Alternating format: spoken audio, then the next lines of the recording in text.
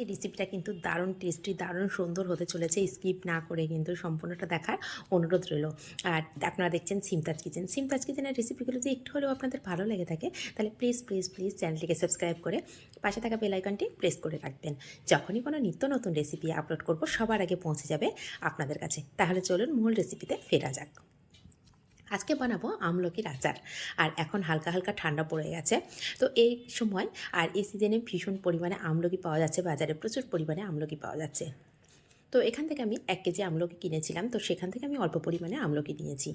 আর সবসময় দেখবেন বাজার থেকে কেনার সময় 500 কিংবা 1 কেজি কেনা হয়, কিন্তু তার মধ্যে থেকে 2-1টা খেয়ে নেওয়া হয় বা রেখে দেওয়া হয়।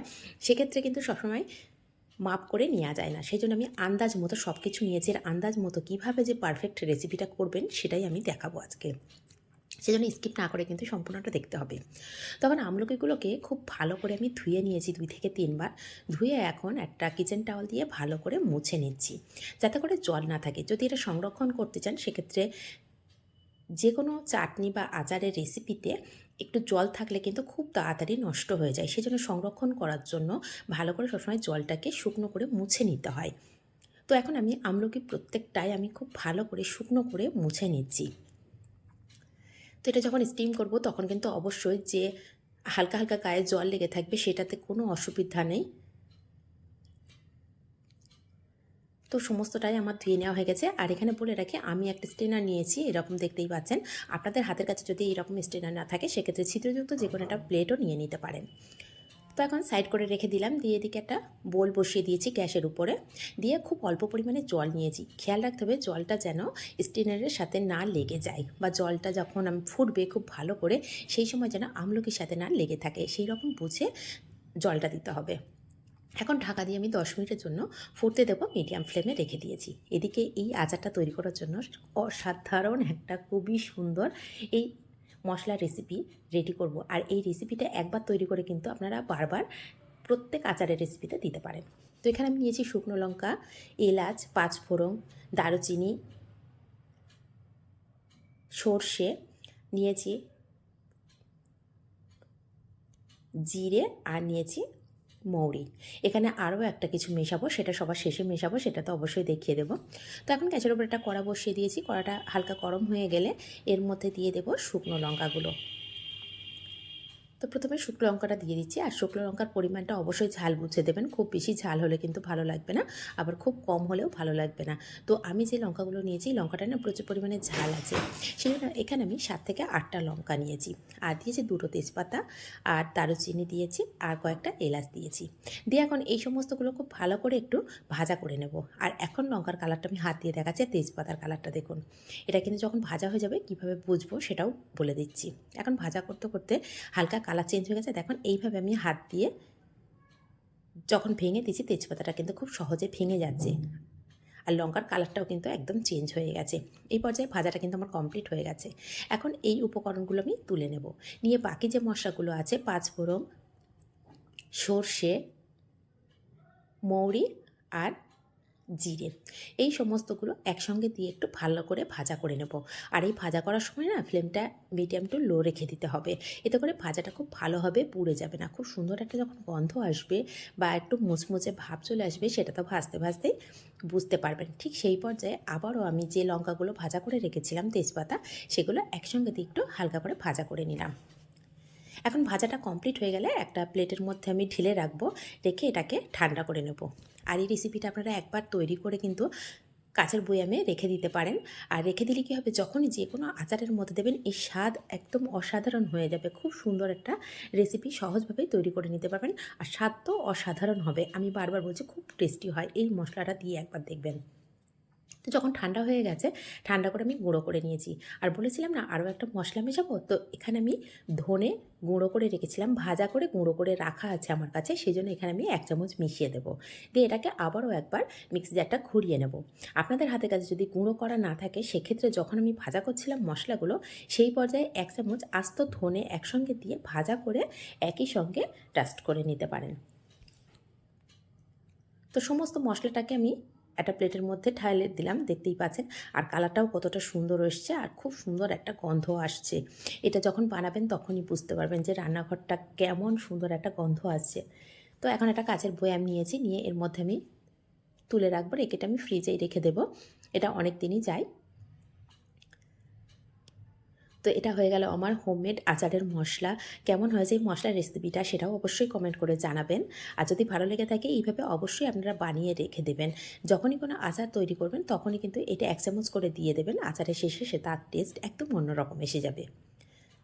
তো যতক্ষণ আমি মশলাটা রেডি করছিলাম এদিকে আমলকিটা কিন্তু খুব ভালোভাবে সিদ্ধ হয়ে গেছে। এখন প্রচুর গরম আছে, তাও আমি হাত দিয়ে দেখিয়ে দিচ্ছি। দেখুন খুব সুন্দরভাবে ভেঙে যাচ্ছে, এর মানে হলো যে খুব ভালোভাবে এটা কুক হয়ে গেছে। এখন এটাকে নামিয়ে নেব, নিয়ে ঠান্ডা করে নেব। প্রচুর গরম, আসলে হাত দিতে পারছি না, তবুও ভেঙে দেখাচ্ছি যে আপনারা বুঝবেন কিভাবে। তো এখন আমি নামিয়ে রাখছি, রেখে দিয়ে একটু ঠান্ডা করে নেব। আর এখানে এই ধরনের গ্রেটার নিয়েছি, নিয়ে এটা গ্রেট করে নিতে পারেন, বা আরও একরকম পদ্ধতি দেখিয়ে দিচ্ছি সেটাও করে নিতে পারেন। যেমনভাবে হোক এটাকে এইভাবে গ্রেট করে নিতে পারেন। তো এখন প্রচুর গরম আছে, তাও আমি দেখাচ্ছি। আরেকটা পদ্ধতি হচ্ছে কাঁটা চামচ দিয়ে এইভাবে করেও নিয়ে নিতে পারেন, তাতে কোনো অসুবিধা নেই। আচারের টেস্ট একই রকম থাকবে, যেটা আপনাদের পছন্দ হবে সেইভাবেই কিন্তু নিয়ে নিতে পারেন। তো আমি দুরকমভাবেই দেখিয়ে দিলাম। কাঁটা চামচ দিয়েও এইভাবে মেখে নিতে পারেন, বা ম্যাশ করে নিতে পারেন, বা এইভাবে গ্রেটার দিয়ে গ্রেটও করে নিতে পারেন। তো এইভাবে সমস্তটাই আমি রেডি করে নিয়েছি। আমলকি থেকে আমলকিগুলো নিয়ে নিয়েছি, আর এই দানাগুলো সাইডে আছে সেগুলো কিন্তু আমি বাদ দিয়ে দিয়েছি, সেটা দেখতেই পাচ্ছেন। ঠিক এইভাবে সমস্তটা আমি নিয়ে নিয়েছি। এখন চলে যাব আচার বানানোর জন্য। তো আমলকির কিন্তু শুধু দানাগুলোই বাদ দিয়েছি, সম্পূর্ণটা কিন্তু নিয়ে নিয়েছি, সেটা দেখতেই পেলেন। এদিকে গ্যাসের ওপরে একটা কড়া বসিয়ে দিয়েছি। কড়ার মধ্যে এখন দিয়ে দেব 1 চামচ ঘি। এখানে খুব বেশি ঘির প্রয়োজন নেই, আবার ঘি ছাড়াও আপনারা বানাতে পারেন। তো আমি এখানে ঘিটা ব্যবহার করেছি, এটা দিলে ফ্লেভারটা বেশ সুন্দর আসে, সেই জন্য আমি একটু দিয়েছি। তো ঘিটা যখন মেল্ট হয়ে যাবে তখন আমি যে আমলকিগুলো রেডি করে রেখেছি গ্রেট করে, সেই আমলকিটা সম্পূর্ণ দিয়ে দেবো। তো এখন ঘিটা কিন্তু খুব ভালোভাবে মেল্ট করা হয়ে গেছে। এখন সমস্ত আমলকিটাকে দিয়ে দেব। দিয়ে আমলকিটাকে 1 থেকে 2 মিনিট একটু হালকাভাবে ঘিয়ের সঙ্গে ভাজা করে নেব। আর এই পর্যায়ে ফ্লেমটা কিন্তু মিডিয়াম টু লো রেখে দিতে হবে। আমি সম্পূর্ণ এই রেসিপিটা করেছি মিডিয়াম ফ্লেমে, বা মিডিয়াম টু লো রেখেই এই রেসিপিটা সম্পূর্ণ রেডি করেছি। এতে করে কালারটাও খুব সুন্দর আসে, সেই জন্য একবার হলেও বাড়িতে এইভাবে বানিয়ে দেখতে পারেন। তো এইভাবে আমি 1 থেকে 2 মিনিট ভাজা করে নেওয়ার পর এখানে নিয়েছি চিনি। আর আমি বলেছিলাম আন্দাজ মতো, সেই জন্য আমি কিন্তু বলিনি এখানে কতটা আমলকি নিয়েছি, 500 কি 600 কি কম বা বেশি, এইভাবেই নিয়েছি। এটা একদম আন্দাজ মতো। আমি এখানে কিনেছিলাম 1 কেজি, তার থেকে কিছুটা পরিমাণে খাওয়া হয়েছে, কিছুটা পরিমাণে রেখে দিয়েছি, আর কিছুটা আমি নিয়েছি। সেজন্য একদমই আন্দাজ মতন আমি নিয়েছি। এখানে কতটা আমি ঠিক বলতে পারবো না। তো আপনাদের হাতের কাছে যখন অনেক সময় থাকে তখন কিন্তু আপনারা নিজেরাও জানেন না, সেটা মাপ করে নেওয়া সম্ভবও হয় না গৃহিণীদের, যে কতটা আছে। তো এখন চিনিটা কিভাবে বুঝবো? তো আমি এখানে মেজারিং কাপের 1 কাপ চিনি নিয়েছি। আপনারা যে কোনো বাটি কিছু নিয়ে চিনিটা মেপে নিতে পারেন। তো এখানে আমি বুঝবো কীভাবে? তো সেই জন্য আমি সম্পূর্ণ চিনিটা কিন্তু দিইনি। প্রথমে আমি হাফ চিনি দিয়েছি। তো চিনিটা যখন মেল্ট হয়ে গেছে এখানে বাকি যে চিনিটা আছে সেটাকেও আমি দিয়ে দিচ্ছি। দিয়ে আবারও ভালো করে এইভাবে মিশিয়ে নিচ্ছি। আর চিনিটা আমি বারে বারে দিচ্ছি, তার কারণটা আমি শেষে বলে দেব অবশ্যই, যে কী কারণে আমি চিনিটা বারে বারে দিচ্ছি, একবারে না দিয়ে। তো চিনিটা যখন মেল্ট হয়ে যাবে তখন অবশ্যই একটু টেস্ট করে দেখে নিতে হবে যে মিষ্টিটা কেমন হয়েছে। সবসময় আমলকির আচার তৈরি করার সময় যতটা আমলকি নেওয়া হয় ঠিক ততটাই চিনি নিতে হবে। তো এখানে সম্পূর্ণ চিনিটা আমি দিয়ে দিলাম, দিয়ে আবারও মেল্ট করে নেব। আমি প্রথমে টেস্ট করে দেখেছিলাম, চিনিটা কিন্তু আমার টেস্ট করার পরে কম লেগেছে, সেই জন্য সম্পূর্ণ চিনিটাকে আমি দিয়ে দিয়েছি। চিনি হোক, গুড় হোক বা মিষ্টি হোক, আপনারা যা দিয়েই তৈরি করবেন সেটা কিন্তু যতটা পরিমাণে আমলকি ততটা পরিমাণেই দিতে হবে। যদি 500 আমলকি হয় 500 চিনি, যদি 1 কেজি আমলকি হয় সেক্ষেত্রে 1 কেজি চিনি। তো এখানে আমি চিনির পরিমাণটা এটাই দিয়েছি। দেওয়ার পরে এখন ভালো করে মিডিয়াম ফ্লেমে রেখে, মিডিয়াম টু লো ফ্লেমে রেখেছি, রেখে ভালো করে এইভাবে আমি একভাবে নাড়াচাড়া করছি। এখন একবার দেখে নেব যে এইভাবে হাতের মধ্যে নিয়ে নেব, যেহেতু একদম কিন্তু জলীয় ভাবটা নেই, একদম শুকনো, শুকনো হয়ে এসেছে। ওপর থেকে দেখছেন চিনির যে চাশনি সেটাই কিন্তু ওপরে ফুটছে। তো এখন এইভাবে বারবার নিয়ে একটু চেক করে নিতে হবে। তখনই বুঝবো চিনিটা এর মধ্যে পারফেক্ট হয়েছে। যখন দেখবো একটা তার তৈরি হচ্ছে ভালো করে জাল করে নেওয়ার পরে, তখন বুঝতে হবে চিনিটা পারফেক্ট হয়েছে। যখন দেখবেন আমলকিটা একদম শুকনো হয়ে যাচ্ছে কিন্তু কোনো তার তৈরি হচ্ছে না, তখন মনে করবেন যে এখানে চিনির আরেকটু প্রয়োজন আছে। তখন 1 থেকে 2 চামচ চিনি এখানে দিয়ে দেবেন। দিয়ে পুনরায় আবার এইভাবে নাড়াচাড়া করে শুকনো করে নিতে হবে।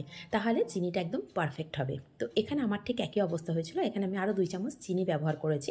সেটা আমার দেখানো হয়নি, স্কিপ হয়ে গেছে। সেজন্য জিনিসটাকে বলে দিলাম। এখন দিয়ে দিলাম স্বাদ অনুযায়ী বিট লবণ। তো এখানে আমি 1/2 চামচ বিট লবণ দিয়েছি।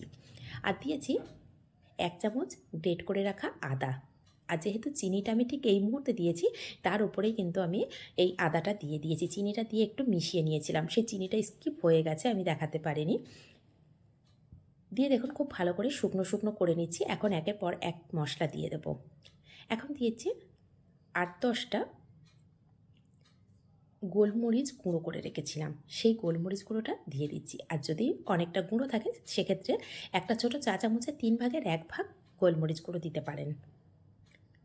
দিয়ে একটা, একটা করে মশলা দিতে হবে আর এইরকম পারফেক্টভাবে একটু নাড়াচাড়া করে নিতে হবে। আর এখন দিয়ে দেবো একটা, আমার হাতের কাছে জায়ফল ছিল, সেখান থেকে প্রায় হাফ আমি জায়ফল এইভাবে গ্রেট করে দিয়ে দিচ্ছি। আর এইগুলো সমস্তটাই কিন্তু এই ঠান্ডার সময় খাওয়া ভীষণ ভালো। জায়ফল ও শরীরকে খুব গরম রাখে, সেটাও জানেন। তো এইভাবে সমস্ত মশলাগুলোও কিন্তু খুব ভালো, ভালো পড়ছে। এটা একটা হেলদি রেসিপি। শুধু এখানে হেলদি চিনিটা ব্যবহার না করলে যদি এটা গুড় বা মিষ্টি দেওয়া হতো, আরও হেলদি রেসিপি তৈরি হয়ে যেত। তো এখন দেখুন আমি হাতের মধ্যে নিয়ে দেখিয়ে দিচ্ছি চাশনিটা কেমন হয়েছে। একটা আঠালো ভাব চলে এসেছে। আমি হাতে নিয়ে যখন দেখছি, তখন কিন্তু এক তারটা তার আসছে। সেই তার যতক্ষণ না আসবে তখন মনে করতে হবে চিনির পরিমাণটা ঠিকঠাক হয়নি। তো আমি একদম পারফেক্টভাবে দেখিয়ে দিয়েছি যে একটা তার তৈরি হচ্ছে, তার মানে আমার এটা পারফেক্ট হয়েছে মিষ্টি। আর এখন দিয়ে দেবো 2 চামচ, ছোটো চা চামচে 2 চামচ ভিনিগার দিয়েছি। এই ভিনিগারটা দেওয়ার জন্য আমলকির আচারটা যে একটা আঠালো ভাব এসেছে সেইটা একটু কম থাকবে বা চিনিটা ক্রিস্টাল হবে না। আর এটা যেহেতু সংরক্ষণ করে রাখা হয় সেটা অনেক দিন ভালো থাকবে, সেই জন্য কিন্তু এই ভিনিগারটা দেয়া। তো এখন কালারটা কতটা সুন্দর এসছে সেটা তো দেখেই বুঝতে পারছেন। এটা খেতেও অসম্ভব মজার হয়। একবার হলো বাড়িতে কিন্তু এভাবে বানিয়ে দেখতে পারেন। আর যদি এইভাবে বানান কমেন্ট করতে কিন্তু একদমই ভুলবেন না। আর এখানে শেষে আরেকটা জিনিস দেওয়া হয়েছে, সেটা একদমই দেখানো হয়নি। আমি যে মশলাটা তৈরি করেছি সেটা আমি 1.5 চামচ এখানে দিয়ে দিয়েছি। দিয়ে ভালো করে মিশিয়ে নিয়ে নাড়াচাড়া করে তবেই আমি এটাকে ঠান্ডা করে এখন আমি তুলে নিচ্ছি। দুটো জিনিস স্কিপ হয়ে গেছে। এক হচ্ছে 2 চামচ চিনি দিয়েছি, সেটা স্কিপ হয়ে গেছে। আর যে মশলাটা আমি রেডি করেছি সেটা স্কিপ হয়ে গেছে। অবশ্যই 1.5 চামচ এখানে মশলাটা ব্যবহার করবেন। মশলাটা দিয়ে হালকা করে একদম ফ্লেম অফ করার পরেই মশলাটা দিয়ে ভালো করে নাড়াচাড়া করে নিয়ে তারপরে ঠান্ডা করে বয়ামে তুলে রাখবেন। দেখুন দেখতে কতটা লোভনীয় হয়েছে, খেতেও ভালো। আর এই ঠান্ডার সময় বাচ্চাদের 1 চামচ করে দিয়ে দেখবেন। আর আমলকির গুণাগুণ তো বলার মতো না। তাহলে আজ এই পর্যন্ত, আবার আসবো অন্য কোনো রেসিপি নিয়ে।